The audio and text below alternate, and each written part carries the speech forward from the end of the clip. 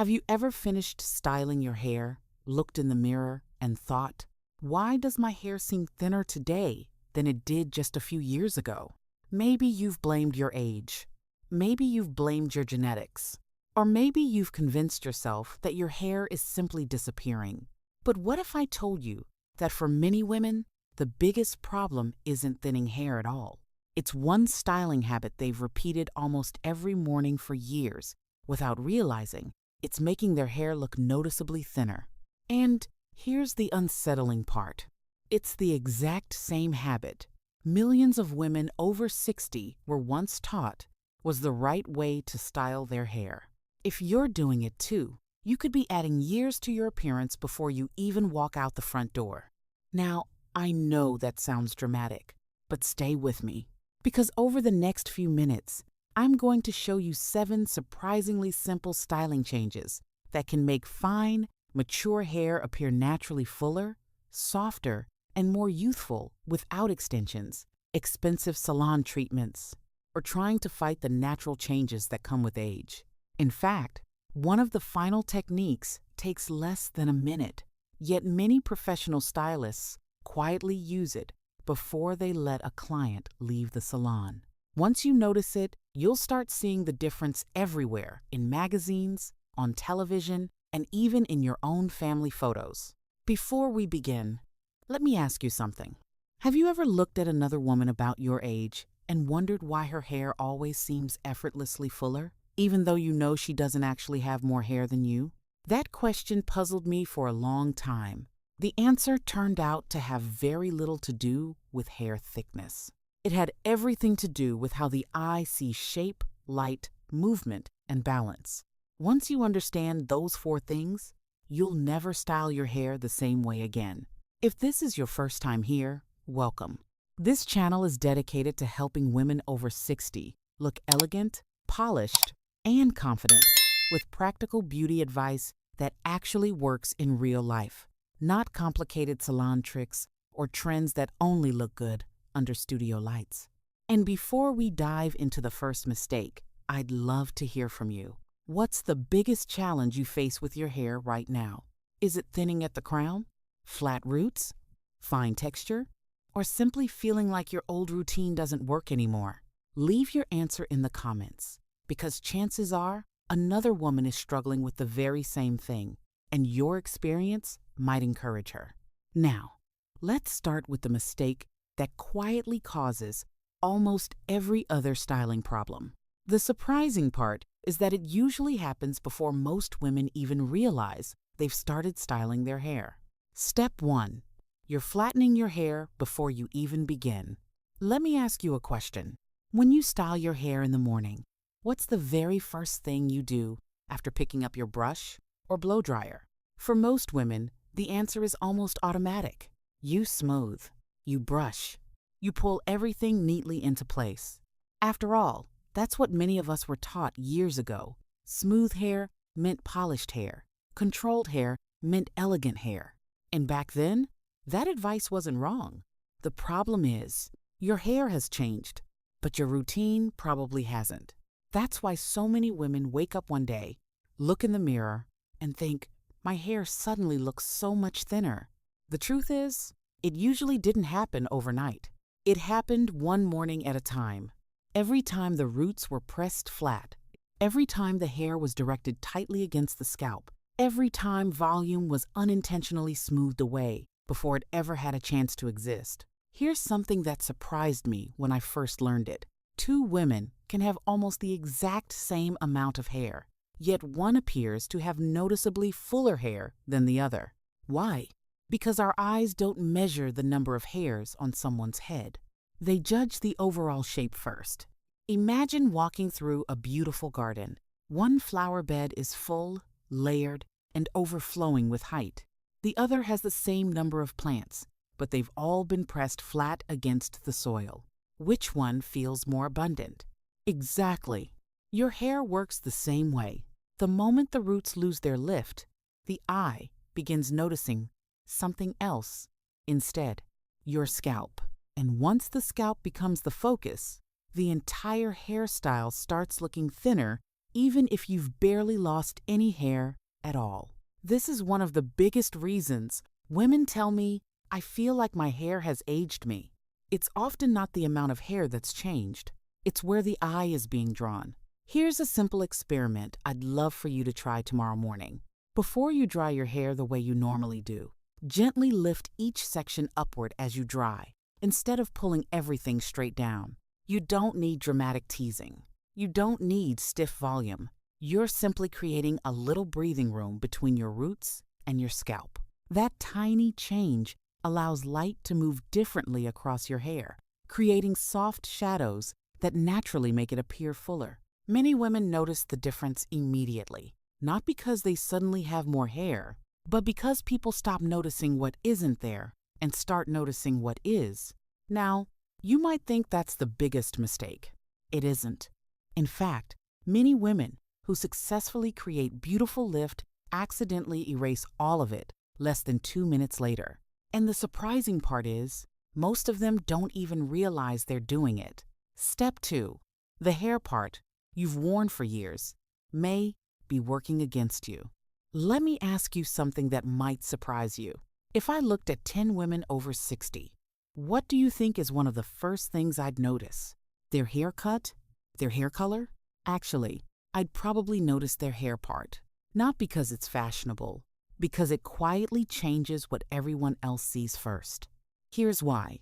Most of us settle on a hair part sometime in our 30s or 40s and rarely think about it again. It becomes part of who we are. We brush our hair the same way every morning without giving it a second thought.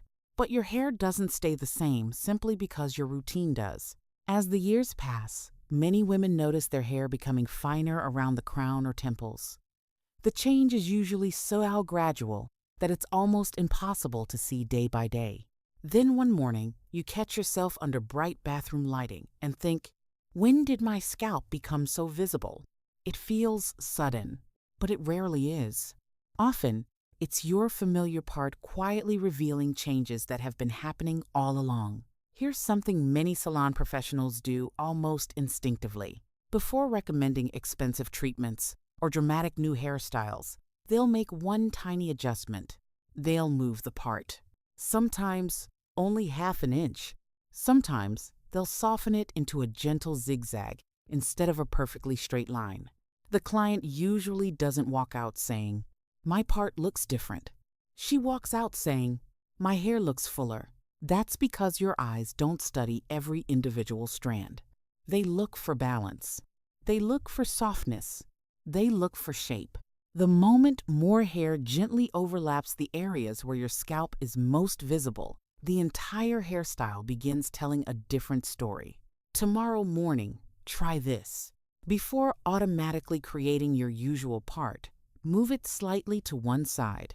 Not dramatically, just enough to let your hair settle in a slightly different direction. Stand back from the mirror. You may be surprised by how much fuller your hair appears without cutting a single strand. But don't celebrate just yet, because even women who get the roots right, and even women who change their part, often make one mistake that quietly cancels both improvements.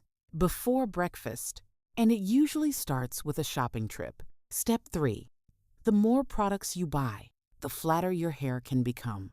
When hair starts looking thinner, almost every woman has the same first instinct. Maybe I just need a better product. So we buy a thicker mousse, a stronger hairspray, a richer serum, a heavier cream, a new miracle volumizer. The cabinet fills up, hope grows, but the hair doesn't. Here's the strange part. The problem often isn't the products themselves. It's that we're asking them to do a job they were never meant to do. Imagine placing a beautiful lace curtain over a window. It looks light, elegant, soft. Now imagine hanging 3 heavy blankets over that same curtain. You haven't improved it. You've buried it. Fine hair behaves the same way. Every extra layer adds weight, and weight quietly steals movement. Without movement, hair separates more easily. The scalp becomes easier to notice, and suddenly it feels as though your hair has become thinner overnight. One stylist shared something that stayed with me for years. She said, "I spend just as much time removing unnecessary product as I do applying it." That sounds backwards, doesn't it? But once you understand mature hair, it makes perfect sense. Hair doesn't always look fuller because you've added something. Sometimes it looks fuller because you've stopped weighing it down. Instead of asking, "What else should I put on my hair?"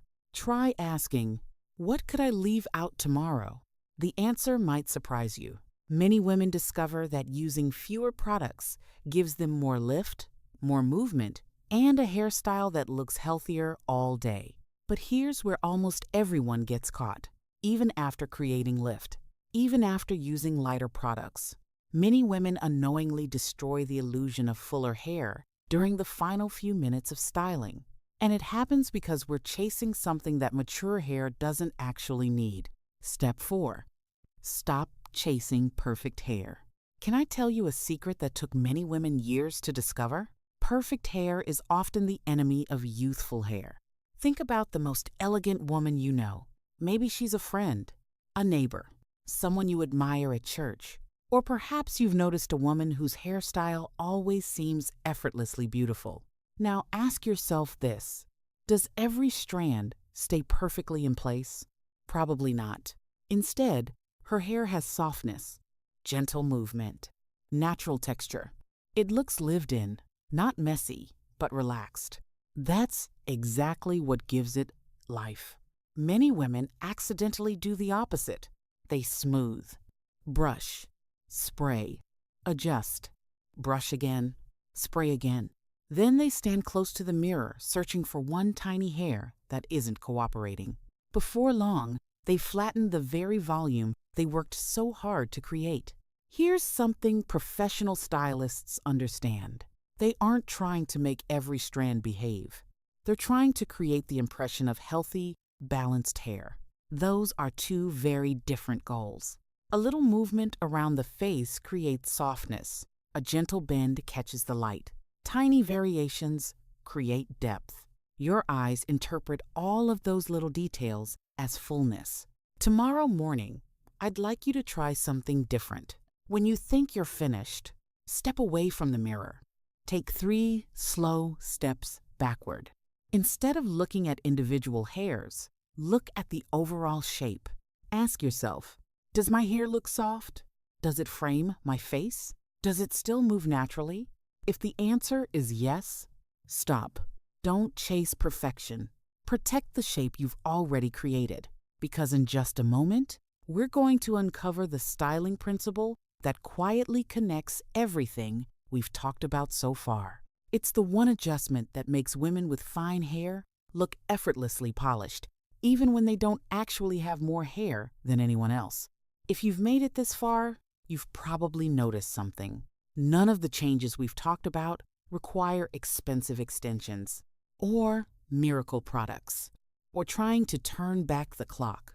They all come down to one simple idea. The eye doesn't judge how much hair you have. It judges the shape your hair creates. And once you understand that, everything else starts making sense. Because the next lesson isn't just another styling tip. It's the principle that quietly explains why some women always seem to have fuller looking hair. Step 5. Stop adding volume everywhere. Let me ask you a question. If I handed 10 women a volumizing spray and asked them where to use it, where do you think most would spray first? Usually the sides, sometimes the ends, occasionally all over. It feels logical. If your hair looks thin, wouldn't more volume everywhere solve the problem? Surprisingly, no. In fact, adding volume everywhere often creates the opposite effect. Here's why. Imagine looking at a beautiful tree. Your eyes naturally notice the overall shape before you notice individual branches. Hair works exactly the same way. People don't consciously count how many hairs you have. They notice your silhouette, the outline, the balance. That's why experienced stylists rarely try to make every strand bigger. Instead, they place volume where it creates the greatest visual impact. A little lift at the crown, gentle softness around the cheekbones, lightness through the ends. Those three small changes can completely reshape the way your hair is perceived. I once watched a stylist finish a client with remarkably fine hair. She didn't add another product. She didn't tease the entire head. She simply lifted the crown with her fingertips, softened one side around the face, and removed a little weight from the ends with the brush. The client smiled, not because she suddenly had thicker hair, because she finally looked like herself again. That's the difference. The goal isn't to create big hair. It's to create balanced hair, and balanced hair almost always looks healthier. But don't make one very common mistake, because after creating the perfect shape, most women accidentally erase it during the final 30 seconds of their routine. Step 6. Don't spend 20 minutes creating volume. Then erase it in 30 seconds. This is probably the hardest habit to break because it doesn't feel like a mistake. It feels responsible. You've washed your hair.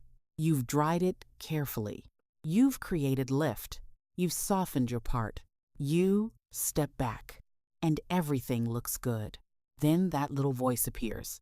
Maybe just one more brush. Maybe one more spray. Maybe I should smooth that section again. Sound familiar? Here's something many salon professionals quietly understand. The difference between beautiful hair and overworked hair is often just one extra minute. Every additional brushstroke presses the roots a little flatter. Every extra spray makes movement a little stiffer. Every unnecessary adjustment slowly steals the softness you've worked so hard to create. That's why experienced stylists often stop before the client thinks they're finished. They know exactly when the hairstyle has reached its best point. Tomorrow morning, try a different approach. The moment your hair looks about 95% finished, stop. Walk away for 30 seconds. Then come back and look again. More often than not, you'll realize it already looked better before you kept trying to improve it. Because elegant hair rarely looks overworked, it looks effortless. And that brings us to the final habit. Ironically, it's the one that takes the least time, yet it often creates the biggest difference. Step 7. The 1-minute salon habit that changes everything. Have you ever noticed what a stylist does just before handing you the mirror? They don't usually stare at individual strands anymore. Instead, they step back, they pause, they look at the whole hairstyle. Then they make one, maybe two, small adjustments. That's it. Why? Because they're no longer looking for perfection. They're looking for harmony. Tomorrow morning, borrow that habit. When you think you're finished, take a few steps away from the mirror. Instead of asking, "Is every hair in place?" ask yourself 3 different questions. Does my hair have gentle height? Does it softly frame my face? Does it still look like it can move? If the answer is yes, resist the urge to keep fixing. Use only your fingertips for one final adjustment if needed. Then let your hair be. One of the greatest secrets of elegant style isn't knowing what to add. It's knowing when to stop. And once you master that, your entire routine becomes simpler. Now, before we finish, I promised you a few extra ideas that can make an even bigger difference over time. Bonus tip 1. Your haircut may be doing more than your styling products. If your hair refuses to hold shape no matter what you do, don't automatically blame yourself. Sometimes the haircut is doing all the work against you. Very long one-length cuts can pull fine hair downward. Heavy, blunt edges may remove natural movement. Extremely severe styles can reveal more scalp than you realize. You don't necessarily need a dramatic makeover. Sometimes a few thoughtfully placed layers or soft face-framing pieces create more visual fullness than an entire shelf of styling products. Bonus tip 2. Stop chasing trends. One of the easiest ways to become disappointed with your hair is trying to recreate styles designed for someone with completely different hair. Elegant women don't win by copying trends. They win by understanding what flatters their hair. That's why timeless styles continue to outlast fashionable ones. They're designed around balance rather than attention. and balance almost never goes out of style. Bonus. Tip 3. Simplicity usually wins. Can I save you some money? You probably don't need another miracle product. Most mature hair responds better to a small collection of lightweight essentials used consistently than to a cabinet full of products competing with one another. Sometimes removing one unnecessary product creates more visible improvement than buying 3 new ones. Simple routines are easier to repeat, and routines, not occasional perfection, create lasting results. Bonus tip 4. Tomorrow's hair begins tonight. Here's one final habit that many women overlook. Beautiful hair doesn't begin when you pick up your brush in the morning. It often begins the night before. A silk or satin pillowcase helps reduce friction. Avoid going to bed with wet hair whenever possible. And if your hair is long enough, loosely gathering it before bed can help preserve lift and shape for the next morning. They're small habits, but over weeks and months, small habits become noticeable results. Remember how we started today? You looked in the mirror and wondered why your hair suddenly seemed thinner. I hope you see now that the answer isn't always, I need more hair, very often. The answer is, I need a different approach. The beautiful thing about mature hair is that it doesn't ask us to become someone else. It simply asks us to style it differently than we did 20 or 30 years ago. And once you stop fighting those changes, you stop feeling frustrated by them. You begin working with your hair instead of against it. That's when confidence quietly returns. Because elegance has never been about looking younger than you are. It's about looking like the very best version of yourself at every stage of life. If today's video helped you discover even one habit you'll try tomorrow morning, I'd love to have you join us by subscribing. Every week, we share practical style and beauty advice designed specifically for women who know that confidence never goes out of fashion. Now, I'd love to hear from you. Which of today's 7 steps surprised you the most? Was there one habit you've been doing for years without realizing it could be making your hair look thinner? Share your answer in the comments. You never know, your experience could be exactly what another woman needs to read today. And if someone you love has been quietly struggling with fine or thinning hair, send this video to her. Sometimes the greatest gift isn't another product. It's finally understanding what really works. Thank you so much for spending this time with me. Until next time, be kind to yourself, be patient with your hair, and remember this, beautiful hair isn't about having more of it. It's about helping the hair you already have tell a better story.